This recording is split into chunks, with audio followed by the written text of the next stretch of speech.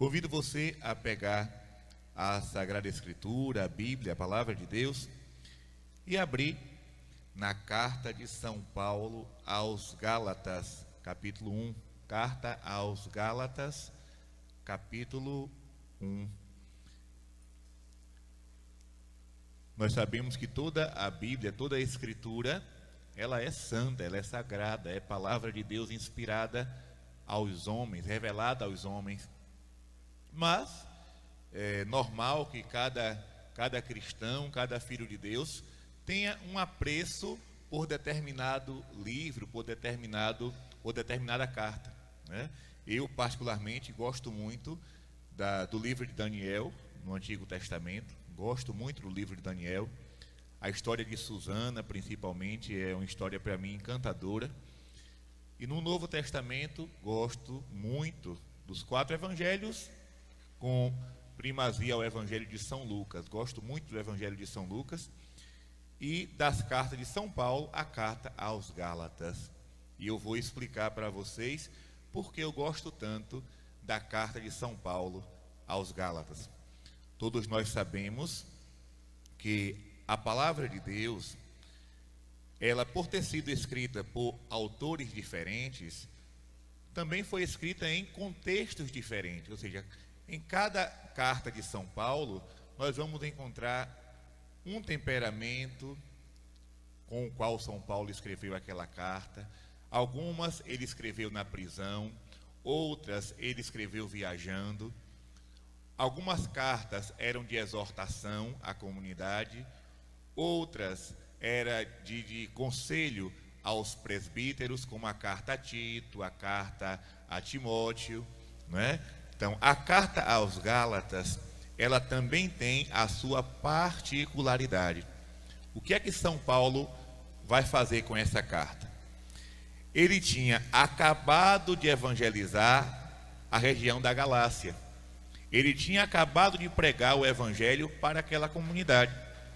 Só que, quando São Paulo saiu da Galácia para evangelizar em outros territórios, ele ouviu comentários, rumores, de que aquela comunidade evangelizada por ele estava abraçando novas doutrinas, novos evangelhos.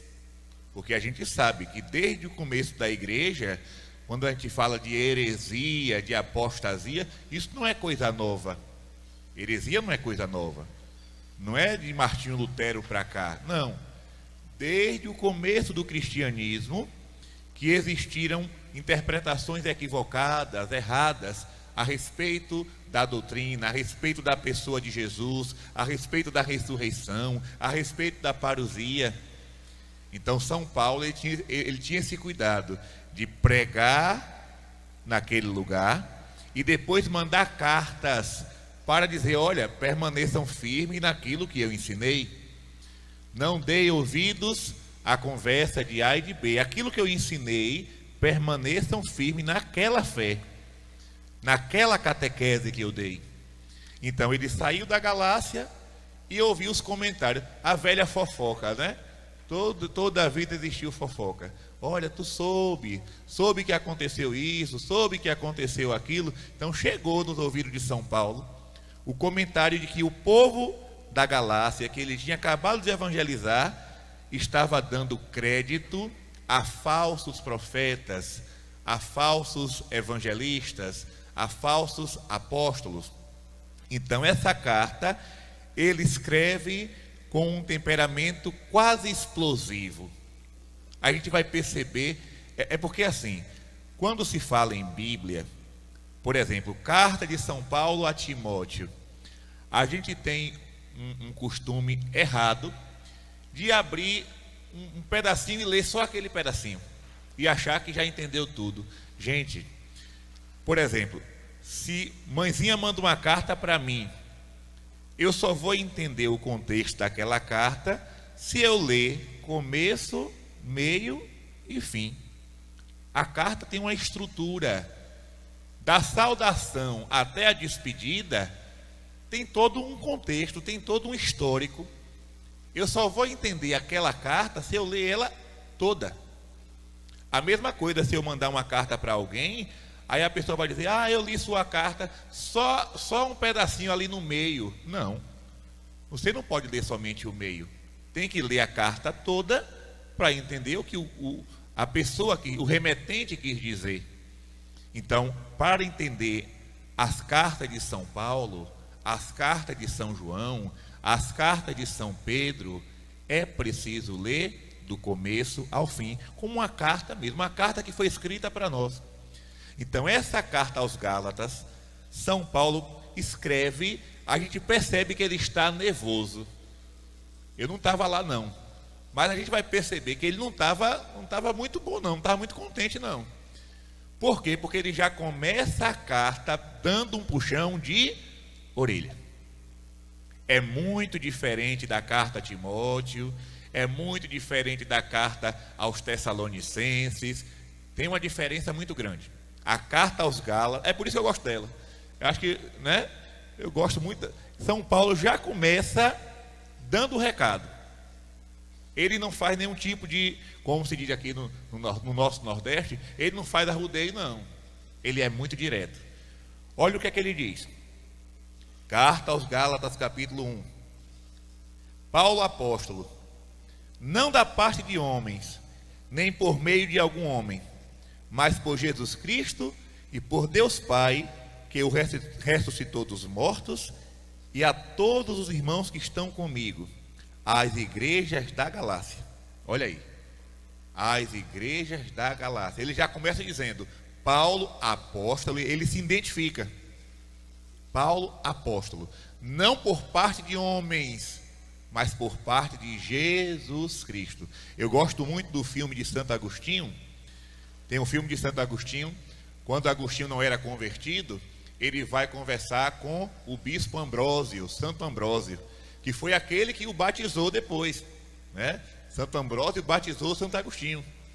E Agostinho chega, enviado pelas autoridades da época, para falar com Ambrósio.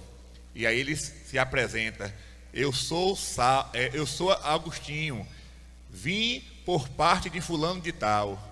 Aí o bispo Ambrósio responde, e eu vim da parte de Jesus Cristo. Eu gosto muito desse filme. Essa parte para mim é a melhor de todas. Ou seja, o bispo Ambrósio, ele não se curvou a nenhuma autoridade daquela época, porque ele sabia que a autoridade dele era maior que todas as outras. Maior que todas as outras. Por exemplo, no Estado, claro que para os pagãos, para os que não possuem a fé, a maior autoridade é o governador. Para nós cristãos, a maior autoridade é o bispo, porque ele não foi eleito por homens. O político não. O político ele é eleito para ficar ali 4 anos. Se for reeleito, 8 anos. Mas o bispo foi colocado por Deus. Foi colocado pela Santíssima Trindade e a missão dele é até a morte. Até a morte. Então, para nós, as maiores autoridades que existem sobre a terra são as autoridades religiosas. Porque ela não é um mandato passageiro, é um mandato que vem do céu. Então, Santo Ambrósio, ele não se intimidou diante de Agostinho, que veio em nome de um governador, de um prefeito. Não, eu vim em nome de fulano, e eu estou aqui em nome de Jesus Cristo. Quero ver quem é a autoridade maior, Então, São Paulo se identifica, Paulo apóstolo. As igrejas da Galácia, atenção, quando fala as igrejas, muita gente usa essa expressão para dizer, está vendo que não existe uma igreja só, existem várias igrejas. São Paulo falava as igrejas. Cuidado, existe uma igreja única, com I maiúsculo, Igreja Católica. Essa é a igreja. Mas quando se fala as igrejas, aqui é o que hoje nós chamamos de as dioceses. Por exemplo, nós todos somos de igreja católica, mas eu pertenço à igreja particular de Cruz das Almas, na Bahia. Vocês pertencem à igreja particular de João Pessoa, na Paraíba, Então, outros pertencem à igreja particular do Crato, outro à igreja particular de Afogado da Engazeira, outro da igreja particular de Olinda e Recife. Então, são as igrejas, plural, mas todas irmanadas, né? Filiadas, digamos assim, a uma única igreja, a igreja de Jesus Cristo. E ele diz: a vós, graça e paz da parte de Deus nosso Pai e da parte do Senhor Jesus Cristo, que se entregou por nossos pecados, para nos libertar da perversidade do mundo presente, segundo a vontade de Deus nosso Pai, a quem seja dada a glória pelos séculos dos séculos. Amém. Então aqui é a saudação de Paulo. Ele se apresenta, diz que veio em nome de Deus e faz um ato de louvor à Santíssima Trindade, né? Santa Catarina de Sena, ela também tinha esse costume. Não sei se alguém aqui já leu as cartas de Santa Catarina. Quem não leu, é muito importante. Ela sempre começava uma carta dizendo: louvado seja Jesus Cristo, não é? Ela sempre, toda carta de cristãos tem que começar louvando a Deus. Por exemplo, vocês que estão aqui agora, presentes aqui na comunidade, e você que está me acompanhando em casa, pelo celular, pelo computador, pela televisão. Se você vai, claro que hoje muitos não escrevem carta mais, né? Eu gosto muito de receber carta, eu guardo todas. Quem manda carta para mim pode ter certeza que está tudo lá guardado numa gaveta especial. Mas quando um cristão vai escrever uma carta, ele tem que primeiro louvar a Deus, né? Mesmo que bote lá: louvado seja nosso Senhor Jesus Cristo, ou então salve Maria, ou então Jesus manso e humilde de coração. Então são saudações cristãs. Por exemplo, essa jaculatória que a gente reza todos os dias: glória ao Pai, ao Filho e ao Espírito Santo, como era no princípio, agora e sempre. Amém. Vocês sabem de onde veio essa jaculatória? Essa jaculatória foi nada mais, nada menos que uma carta que São Jerônimo escreveu para o Papa da época. E ele começou a carta dizendo isso, né? São Jerônimo, ele foi o tradutor da Bíblia, foi ele que traduziu a Bíblia do grego e do hebraico para o latim. E ele escrevia muitas cartas. São Jerônimo era um homem também de temperamento forte, ele era um colérico. E ele escreveu para o Papa da época uma carta que ele começava dizendo assim: glória ao Pai, ao Filho e ao Espírito Santo, como era no princípio, agora e sempre. Amém. De lá para cá, virou uma oração própria da igreja, né? O Papa pediu que essa frase fosse repetida. Essa devoção se espalhou pelo mundo inteiro e hoje, né, nós rezamos no terço, no rosário, essa jaculatória. Então, sempre começar louvando a Deus. São Paulo é próprio dele. A vós, graça e paz da parte de Deus nosso Pai. É próprio de São Paulo isso. E logo em seguida, ele já começa a dar o puxão de orelha. Logo em seguida, depois da saudação, ele começa dizendo, versículo 6. Estou admirado, olha a expressão que ele usa, viu? Estou admirado de que tão depressa passeis daquele que vos chamou a graça de Cristo para um evangelho diferente. Olha o que é que São Paulo começa dizendo. A gente já percebe aqui nesse primeiro versículo que ele não estava bom, não. Ele estava, como se diz no nosso Nordeste, ele estava injuriado, né? Ele estava injuriado.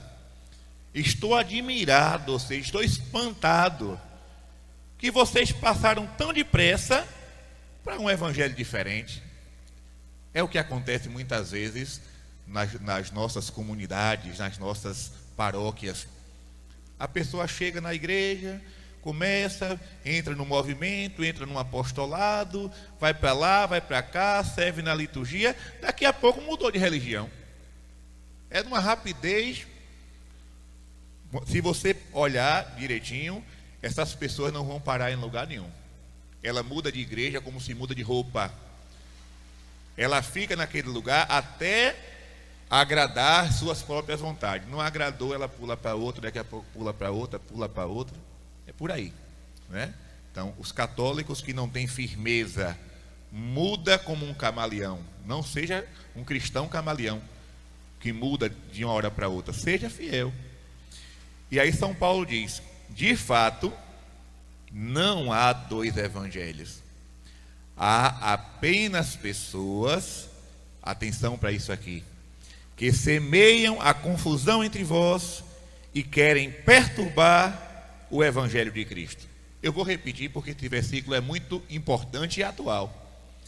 De fato, não há dois evangelhos, ou seja, não há duas mensagens de Cristo, só há uma só.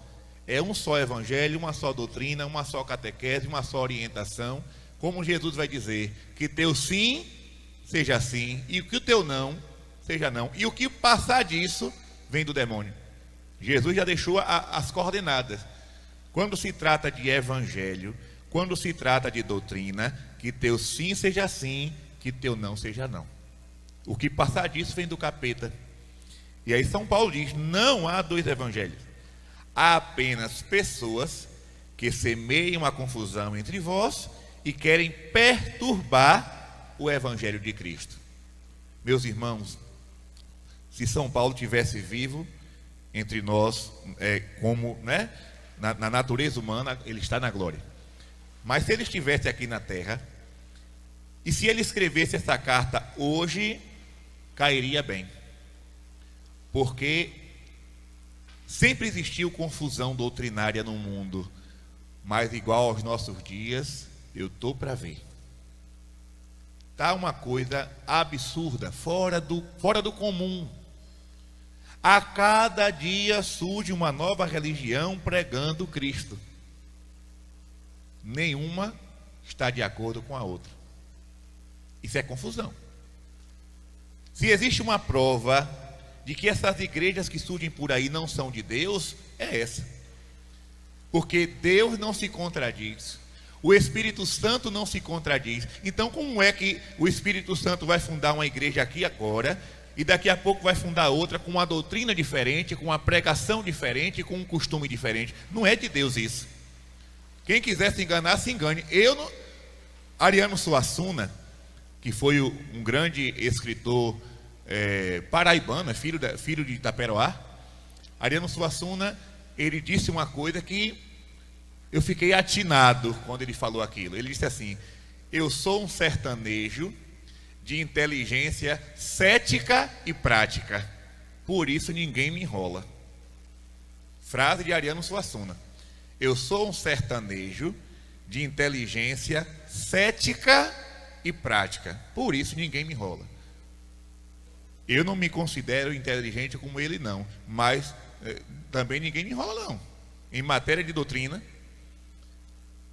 padre, eles estão falando de Jesus, estão pregando Jesus. Calma lá. Que Jesus é esse? Esse Jesus deles está ensinando o quê? Antes de ontem, eu fui num shopping daqui de João Pessoa, não vou dizer o nome não, mas eu fui lá comprar uma, como é que diz? Uma máquina de barbear, não é? Para agilizar o processo, porque o Gillette demora muito. Aí, quando eu estava sentado para pagar o material que eu tinha acabado de comprar, chegou um senhor. Começou a conversar, me viu com essa roupa, começou a conversar comigo. Conversa vai, conversa vem, conversa vai, conversa vem. Eu sou muito desconfiado com essas pessoas que me param na rua para puxar assuntos estranhos. Eu já fico desconfiado, digo, aí vem coisa. E aí ele começou.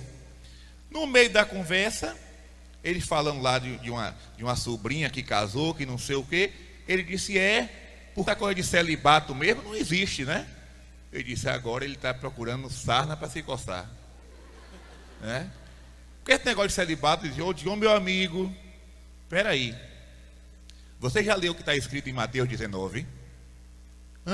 Eu digo, já leu.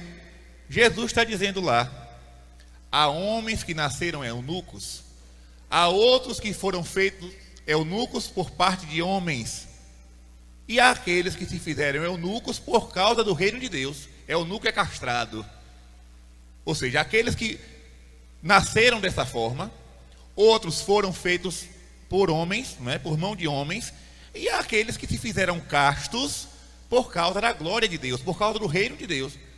Aí ele disse: isso aí é um texto isolado.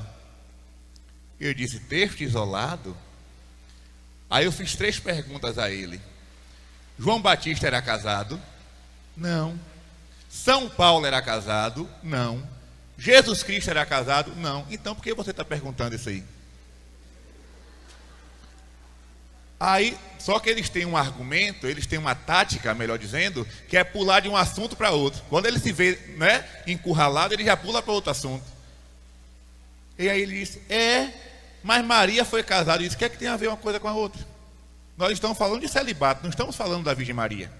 Vamos tratar primeiro do celibato, argumente, depois a gente pula para Nossa Senhora. Mas aí, quando eu vi que ele estava querendo mudar de rumo, eu perguntei: quem fundou tua igreja? Ele respondeu: o Espírito Santo de Deus. Eu digo: não acredito. Não acredito. O Espírito Santo de Deus não pode se contradizer. O Espírito Santo é santo. Aí já mudou de assunto. Mas você sabe quanto custa uma estátua? Já vai pular para o lado das imagens. Eu digo: eu não aguento uma coisa dessa. Aí eu disse: você sabe o que está escrito em Êxodo capítulo 25? O que foi que Deus mandou Moisés fazer? Aí ele disse: a serpente de bronze. Eu digo: não foi a serpente de bronze, foi a Arca da Aliança. Aí ele disse assim: se meu carro estivesse aqui perto, eu ia pegar a minha Bíblia agora. Ele disse: vai lá que eu estou esperando. Ele disse: vai pegar que eu estou esperando. Eu só sei que ele pegou a chave assim, saiu: sabe de um, eu vou embora, saiu correndo. Prega Cristo, usa a Bíblia, mas é um evangelho diferente. Então São Paulo está dizendo aqui: eu estou admirado por causa de pessoas que deixaram o evangelho para abraçar outro. Não há 2 evangelhos, há apenas pessoas que semeiam a confusão entre vós. Esse pessoal que anda aí de porta em porta, entregando revista, entregando livrinho, pregando em praça pública. Está pregando a palavra de Deus. Até o diabo prega retiro. Padre, por que o senhor está falando isso? Jesus, quando estava no deserto, quem foi que apareceu para pregar? Não foi o cão?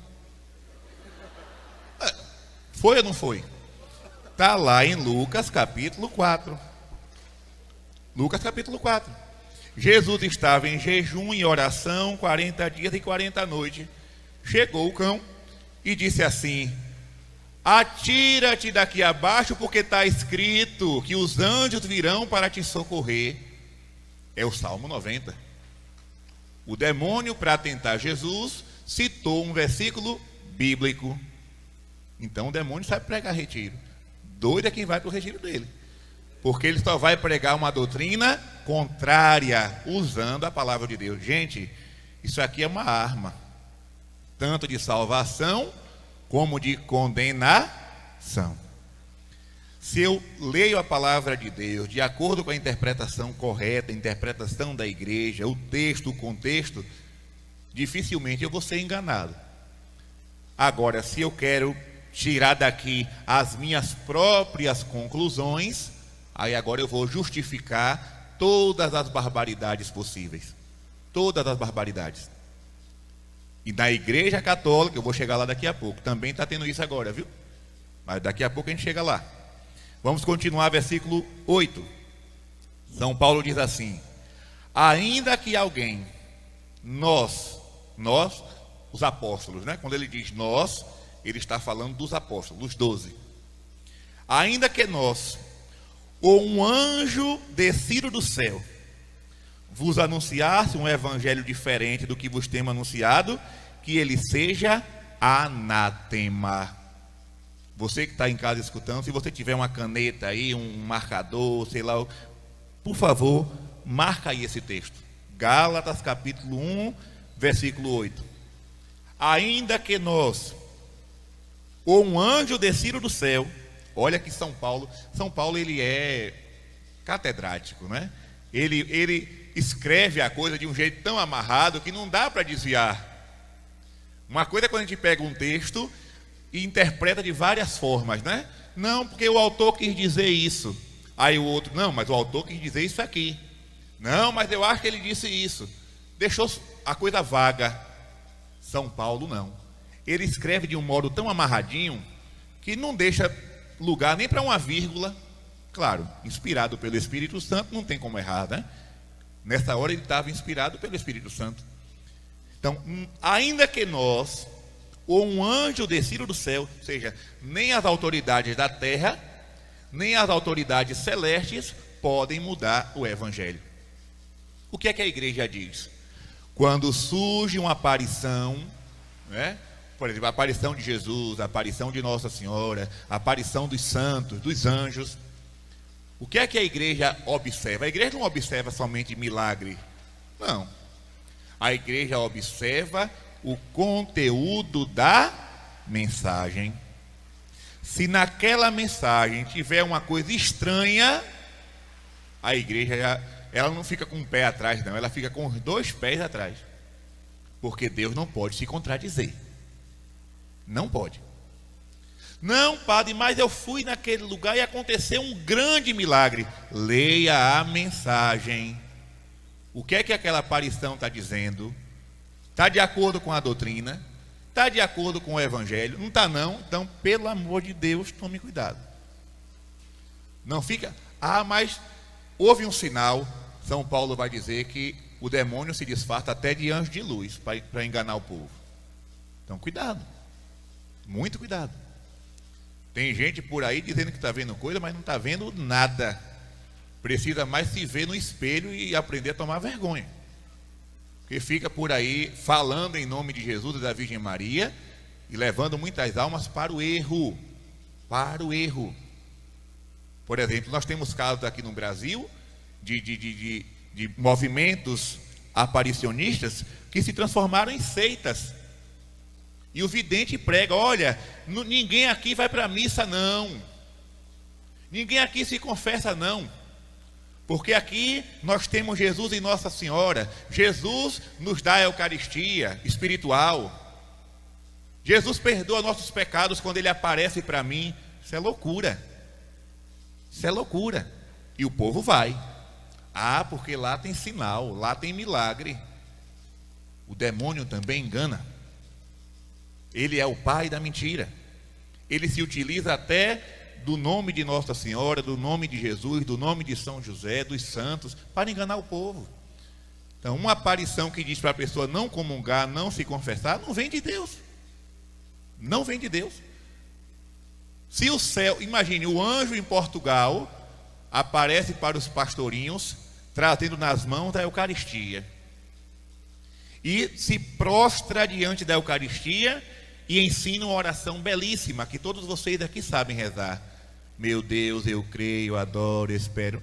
Imagine, o anjo, nesse caso da aparição, da visão de Fátima, do anjo, nós podemos acreditar piamente, porque o anjo veio para confirmar aquilo que está no Evangelho. A Eucaristia é Jesus e deve ser adorada.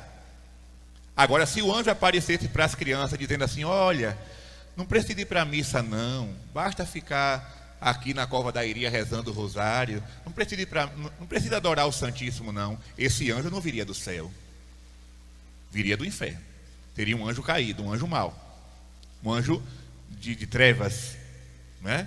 Então, São Paulo está deixando claro, nem nós, os apóstolos, nem um anjo descido do céu pode pregar um evangelho diferente. Isso para esse século 21, esse versículo deve estar na ponta da língua de todos os católicos. Por isso que eu mandei vocês escreverem aí embaixo, sublinhar. Porque quando chegar alguém para você, revestido de uma autoridade, porque agora o argumento é o da autoridade, né? Foi fulano de tal que falou. Sim, mas o que foi que ele falou? Temos que prestar atenção nisso. Argumento de autoridade, não venha para cá com isso não, porque não desce.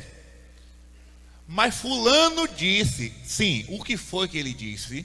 Está de acordo com a doutrina? Está. Se não está, eu não sou obrigado a ouvir, nem obrigado a obedecer.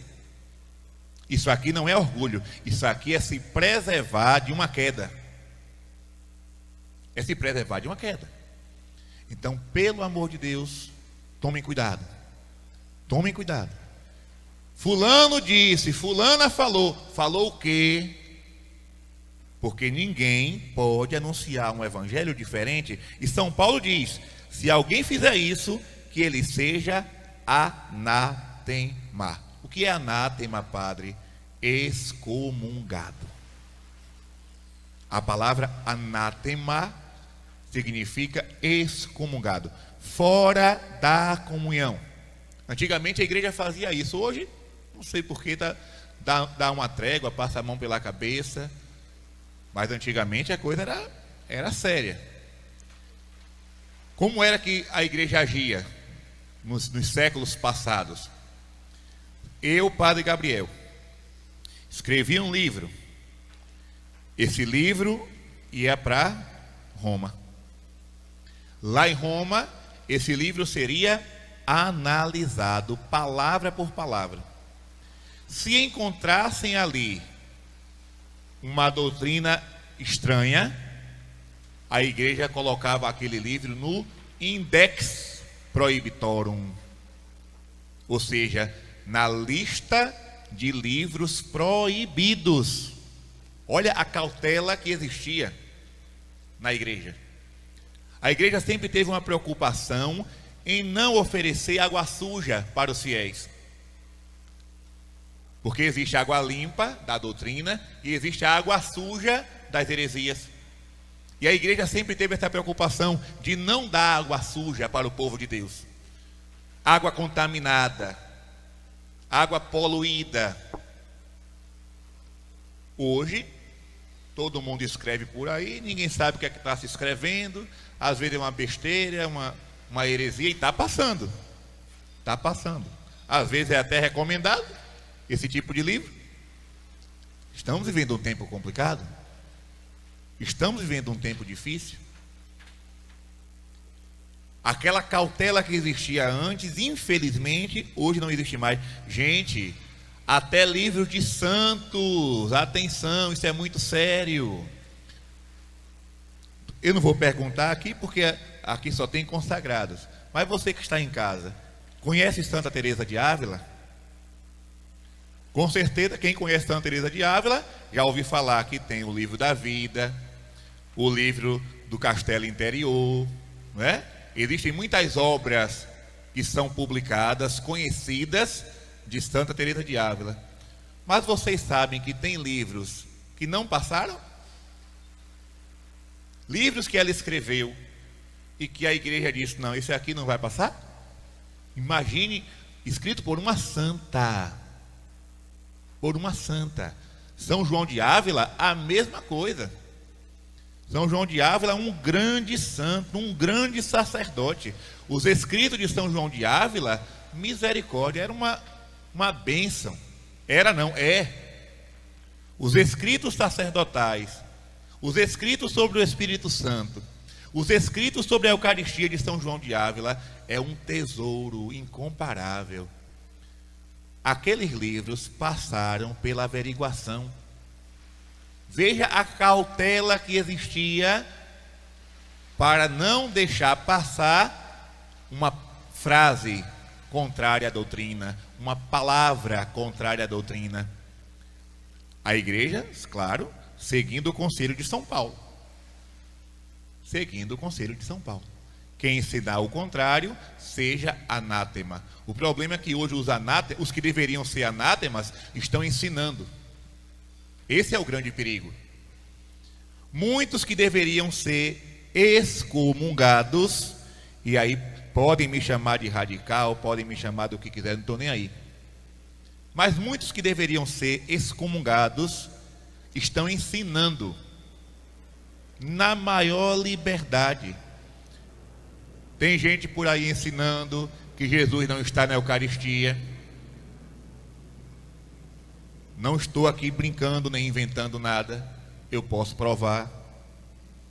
Tem pessoas por aí usando os microfones das igrejas, as salas de aula das igrejas, para ensinar que Jesus não está presente na Eucaristia. E isso é grave. Isso é muito grave. Porque a igreja nunca ensinou isso. A igreja sempre ensinou o contrário. A igreja sempre promoveu o culto à Santíssima Eucaristia. Basta ver as capelas do Santíssimo, como eram bem construídas, os ostensórios de ouro, de prata, com pedras preciosas, os cálices e as âmbulas, tudo de material nobre. Por quê? Porque a igreja sempre acreditou que aquele pão consagrado é Jesus. E não é historinha, é verdade. Os milagres eucarísticos estão aí para provar. Doutrina séria. E aí agora tem gente em nome da igreja pregando o contrário. É complicado. Muito complicado. Recentemente existiu aí um encontro, não vou dizer aonde foi, mas o título do encontro é Com Maria, Nossa Irmã. Isso não é doutrina da igreja. A igreja nunca chamou Nossa Senhora de irmã, porque Jesus nos deu como mãe. Na cruz, Jesus não olhou para João, para o discípulo amado, e disse: filho, eis aí a tua irmã. Não. Filho, eis aí a tua mãe. E de lá para cá, a igreja sempre a chamou de mãe. Mater Ecclesia, mãe da igreja. Mãe da igreja. Mãe de Deus, mãe dos homens, mãe dos pecadores, né? Basta olhar a ladainha, né? Basta olhar a ladainha. Nunca você vai ver lá na ladainha de Nossa Senhora, não tem nenhum lugar chamando ela de irmã. Chama de rainha, rainha dos confessores, rainha das virgens, rainha dos apóstolos, rainha de todos os santos, rainha concebida sem pecado original. Ou então de virgem, virgem prudentíssima, virgem poderosa, virgem louvável, mãe amável, mãe do bom conselho, mãe do Criador, mãe do Salvador, mãe da igreja. Em nenhum lugar a igreja chama Maria de mãe, de irmã. Aí agora vem um encontro que se diz católico, com presença de teólogos, dizer com Maria, nossa irmã. Isso é linguagem protestante. Ah, mas é o ecumenismo, então é para agradar os protestantes, eu vou ter que mudar a minha fé? Não posso? Olha, os protestantes querem vir se encontrar conosco para fazer um momento de oração, para fazer um momento de comunhão, de fraternidade. Ok, tá bom, querem vir? Tá bom. Deus nos manda amar a todos. Amai-vos uns aos outros. Agora, Nossa Senhora fica, São José fica, o crucifixo fica. Ah, não queremos não, então vamos se reunir lá na casa de vocês. Aqui a gente fica com os santos. Não vamos chamar Maria de irmã, porque aí vai agradar a todos. Vai agradar o capeta no inferno. A Deus não vai agradar não. A Deus não vai agradar. Ele nos deu como mãe, eu vou chamar de irmã? Alguém aqui chama a própria mãe de irmã? Pelo amor de Deus, gente. Pelo amor de Deus. Então, cuidado com as pessoas que estão anunciando evangelhos diferentes.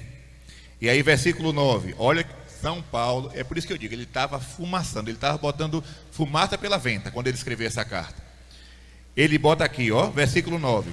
Repito aqui o que acabamos de dizer. Misericórdia. Sabe quando a pessoa diz assim, olha, vou repetir, ou seja, é para entrar na cabeça. O que eu falei é uma coisa tão séria que eu vou ter que repetir para que ninguém ache que eu estou brincando. Então ele já tinha repetido 2 vezes. Aí ele bota pela 3ª vez. Versículo 9. Repito aqui o que acabamos de dizer. Se alguém pregar doutrina diferente da que recebestes, seja ele excomungado. Precisa recortar isso aqui? Será que isso aqui precisa de uma nova interpretação? Será que não está claro o que o apóstolo quis dizer? Ou a gente vai dizer que essa palavra não é bíblica e que não foi inspirada pelo Espírito Santo? Ou que essa carta não foi escrita por São Paulo? Que isso aqui foi um acréscimo desnecessário? Porque há quem diga também por aí que alguns livros da Bíblia foram acréscimos desnecessários. Eu não. Se está no cânon, para mim já foi. Se está no cânon, os 72 livros que estão aqui, para mim, são inspirados pelo Espírito. Ah, mas você é fundamentalista.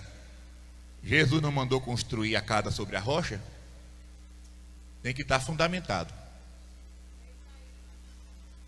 Tem que ter cuidado com isso. Não tenha medo de alguém. Ah, você é um cristão fundamentalista. Fundamentado sobre a rocha. Se você quer ficar em cima da gelatina, o problema é seu. A gelatina, não é? Você não vai.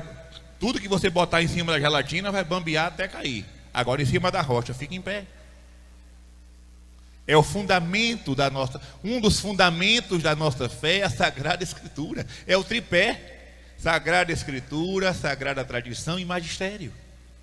O magistério não pode ensinar nada contra a Escritura e a tradição. São os dois grandes pilares.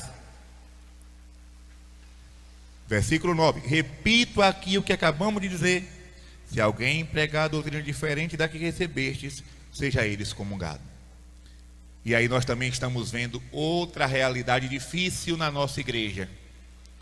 Pessoas do clero e do mundo dos leigos, assim, de destaque, porque, né, hoje nós temos, graças a Deus, muitos leigos que se destacam pelo canto, pela pregação, pela catequese. Por exemplo, o professor Felipe Aquino é leigo, ele não é clérigo, mas ele é uma figura importante, porque ele catequiza, porque ele evangeliza, e há muito tempo. Ele usa os meios de comunicação, como a Canção Nova, como redes sociais, para catequizar, escola da fé. É leigo. Graças a Deus que hoje nós temos muitos leigos fundando comunidades, pregando o evangelho, cantando. Porém, de uns tempos para cá, estão surgindo pessoas nesse meio pregando doutrinas contrárias. E vocês sabem do que eu estou me referindo aqui. Porque hoje, essa questão da sexualidade está uma confusão muito grande. Está uma confusão muito grande. Mas, em meio a toda a confusão, a igreja sempre tem um norte. Sempre tem um norte. Claro que o ser humano não é um robô. O ser humano não é uma coisa pré-fabricada. Não. O ser humano, ele é repleto de emoções, de sentimentos. Todo ser humano, em particular, tem seus traumas, seus medos, seu histórico pessoal, suas experiências de vida. E cada um vai ter o seu jeito de ser. Vai ter sua forma de pensar, sua forma de falar, sua forma de agir. Ninguém é igual. Nem os gêmeos são iguais. Cada pessoa tem a sua história. Mas a igreja sempre teve um norte para todos. Para todos. Em que sentido eu estou dizendo? Nós sabemos muito bem que existem pessoas, e o catecismo fala disso, né? O catecismo deixa claro, existe um número não negligenciável, a igreja usa esse termo, né? Não negligenciável de pessoas que sofrem com a atração pelo mesmo sexo. Isso não é novidade. Isso a gente já vê, desde os tempos do Antigo Testamento, desde os tempos do Império Romano, não é? Na Grécia Antiga. Isso não é novidade, não. Que existem pessoas, não é, que no decorrer da caminhada, no andar da carruagem, acabaram, né, por se descobrir como alguém que se interessa pelo sexo, pelo mesmo sexo. Isso aí não é uma novidade. A igreja nunca teve problema com pessoas assim, mas ela sempre mostrou o norte. Qual é o norte que a igreja orienta? Em questão de matrimônio, homem e mulher. Todo o resto, castidade e santidade. Esse sempre foi o caminho ensinado pela igreja. Em 2000 anos de história. 2000 anos de história, a igreja sempre ensinou a mesma coisa. É claro, eu não tenho dúvida disso.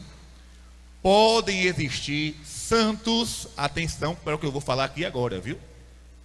Podem existir santos no céu que aqui na terra sofreram com esta realidade, mas foram fiéis a Deus, obedientes à palavra, viveram na graça, estão na glória.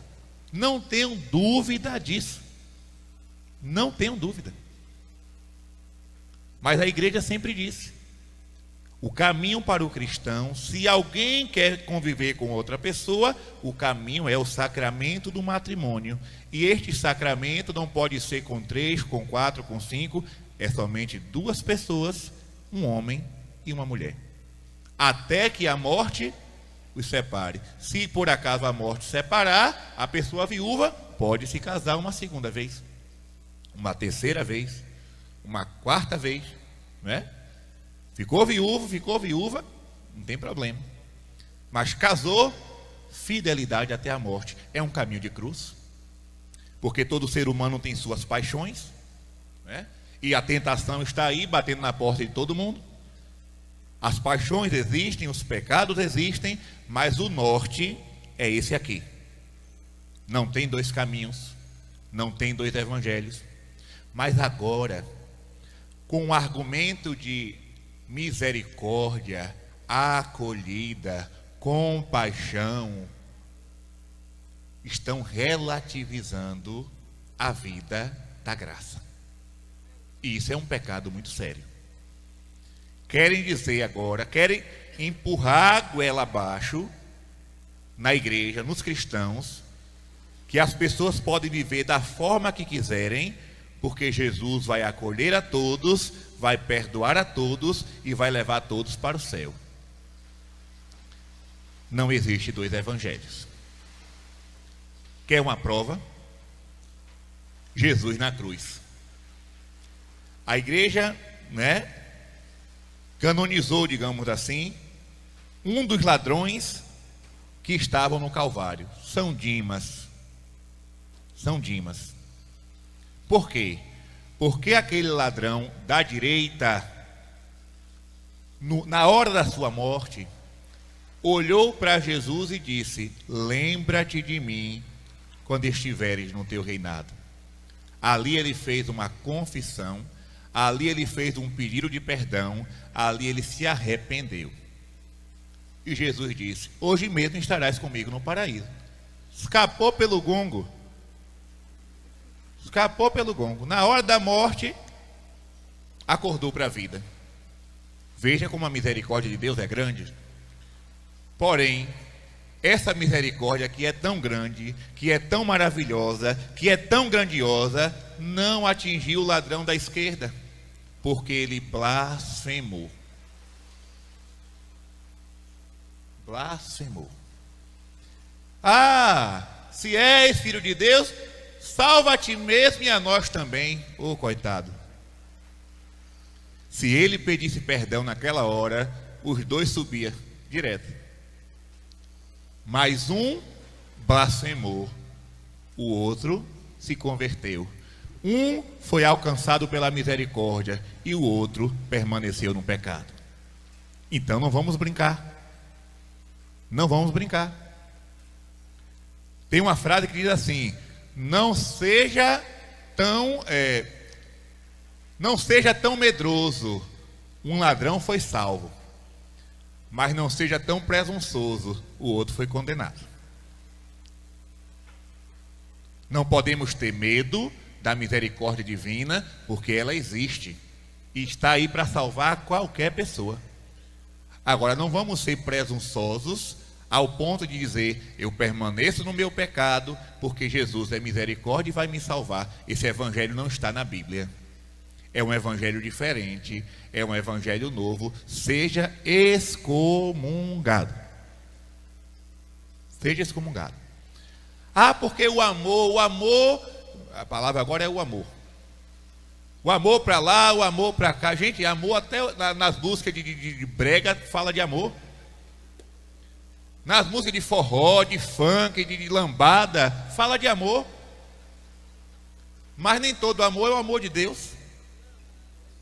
Nem todo amor que se prega por aí é o amor cristão, o amor puro, o amor ágape, o amor que vem do céu. O povo está confundindo paixões pecaminosas com amor. Não confunda. Pelo amor de Deus, não confunda. Ah, mas a pessoa tem que ser livre. É para a liberdade que Cristo vos libertou. A libertação maior que existe é a libertação do pecado. A libertação do pecado. Então, a igreja chama a todos à conversão. Mostra a todos o caminho do céu e não pode pregar dois evangelhos. Não pode pregar duas doutrinas. Quem estiver pregando o contrário, seja anátema. E São Paulo, para terminar esse momento de reflexão, vou ler o versículo 10. Ele diz assim: é porventura o favor dos homens que eu procuro ou de Deus? Por acaso tenho interesse em agradar os homens? Se quisesse agradar os homens, não seria servo de Cristo. Isso aqui, se você puder sublinhar também, circular, marcar, faça isso. Porque isso aqui é uma palavra de ordem para nós que somos cristãos, para nós que somos católicos. Nós estamos na igreja para agradar a quem? Faça-se esta pergunta. Você está na igreja para agradar a quem? Não, eu vou ter que ir por esse caminho, porque se eu for por esse caminho, todo mundo vai gostar de mim, todo mundo vai me aplaudir, todo mundo vai ir com a minha cara, porque eu vou estar agradando a maioria, eu vou estar agradando as autoridades, eu vou estar agradando... Não. Nós estamos aqui para agradar Cristo e ficar com Cristo. Quem for por um caminho diferente, vá só. E eu não vou dizer nem Deus lhe acompanhe, porque não vai acompanhar, né? Não vou, vá com Deus, não vou dizer, porque não está indo para o caminho fora de Deus. Como é que eu vou dizer vá com Deus, né? Então assim, cuidado. Eu gosto muito de um santo inglês, São Thomas More. Ele era político, chanceler do rei Henrique VIII. Aquele homem, para mim, é um exemplo para todos os cristãos, todos. Claro, todos os santos são exemplos, né? Mas São Thomas More, ele é clássico. Tem um livrinho que foi publicado recentemente chamado Os Escritos da Prisão. Eu vou explicar rapidinho. O rei Henrique VIII, também levado pelas suas paixões, quis se separar da esposa para casar-se com outra, porque a primeira esposa não estava gerando filhos e ele tinha que ter herdeiro. Como é que eu sou um rei e não vou deixar herdeiro? Mas filho não é uma coisa que a gente fabrica, é Deus que manda. E aí ele mandou uma carta para o Papa, pedindo ao Papa que declarasse a nulidade do primeiro casamento para ele se casar com outra. Mas aí a igreja disse, não. Se fosse caso de nulidade, seria declarado, não teria problema. Mas nesse caso, o seu casamento foi válido. O seu casamento não tem nenhuma irregularidade aqui para declarar nulidade. Não tem. Ele não gostou, não. E ele se autoproclamou o superior da igreja da Inglaterra. O rei. Se desvinculou de Roma. Martinho Lutero já tinha começado a bagaceira dele e Henrique VIII foi atrás, né? Se desvinculou de Roma e se autodenominou, se autoproclamou o chefe da igreja na Inglaterra. Resultado: Todo mundo feito, né? Cachorrinho obediente. Sim, ó rei. Sim, ó rei, o Senhor está certo. Devemos obediência a ti. Bispos, padres, cardeais, leigos, políticos, religiosos, todo mundo. Até uns que tinham fama de santidade foi atrás. Sabe por quê? Os que eram contra o rei morriam. Os que eram contra o rei iam parar na forca ou na guilhotina. E agora? E agora? Chanceler é aquele que chancela. Toda diocese tem um chanceler. Por exemplo, se o bispo escreve lá um documento, abaixo da assinatura do bispo tem a assinatura do chanceler. Ou seja, é aquele homem que está chancelando aquele documento. Tomás More era chanceler do rei. E ele foi o único, claro que teve São João Fischer, que era um bispo. Mas aí já seria outra questão. Mas ele, como amigo do rei, ele disse: rei, você está errado. Para quê? Foi encerrado numa torre. Preso numa torre. E ele ficou lá sendo, testado, provado, até voltar atrás. Muitos homens da igreja foram conversar com ele: rapaz, obedece o rei é autoridade. Não, o rei está contra Cristo. O rei está contra a igreja. O rei está querendo fundar uma nova religião, está errado. Rapaz, salva a tua cabeça. Livra teu pescoço. E Tomás More lá, bem no dele: daqui eu não saio, só saio quando ele concordar com o que eu estou dizendo. E aí nos escritos da prisão, vejam que coisa bonita, a filha dele, porque nessas horas nós temos que ter muito cuidado para a nossa emoção não falar mais alto. No momento da fidelidade, temos que ter cuidado para que a nossa emoção não fale mais alto. Ah, eu estou cansado, eu vou desistir, vou jogar tudo para o ar. Calma, quieta, leão. Quieta. Deixa o frenesi passar. Deixa a agonia passar. Deixa a poeira baixar. Quando você estiver na razão, você toma a decisão. De cabeça quente não podemos tomar a decisão. Na força da emoção não podemos tomar a decisão. E a filha dele, coitada, de certa forma eu a compreendo. Com medo de ver o pai na prisão, com medo de ver o pai morrer, mandou uma carta para ele. Ela amava o pai, amava de coração. E ela dizia assim: meu pai, pense na sua esposa que está sofrendo, minha mãe. Pense nos seus filhos que estão preocupados. Pense na sua família que está sofrendo tanto. Obedeça ao rei. Olha que foi uma carta apelando para a emoção, apelando para a emotividade. Mas São Tomás More, claro, não tenho dúvida, ele estava ali cheio do Espírito Santo. E o Espírito Santo, quando ele vem a nós, ele dá o dom da fortaleza. E aí ele escreveu a carta para a filha, a carta-resposta. Ele disse: minha filha, eu nunca imaginei que ia sentir tanta tristeza ao ler uma carta sua. Imagine.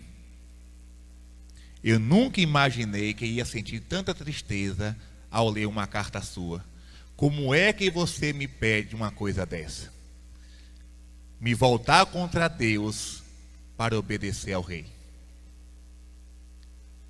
A filha mandou outra carta: o senhor está certo, meu pai, Deus lhe abençoe, Deus lhe fortaleça, Deus não sei o quê. Caiu no real. Entenda?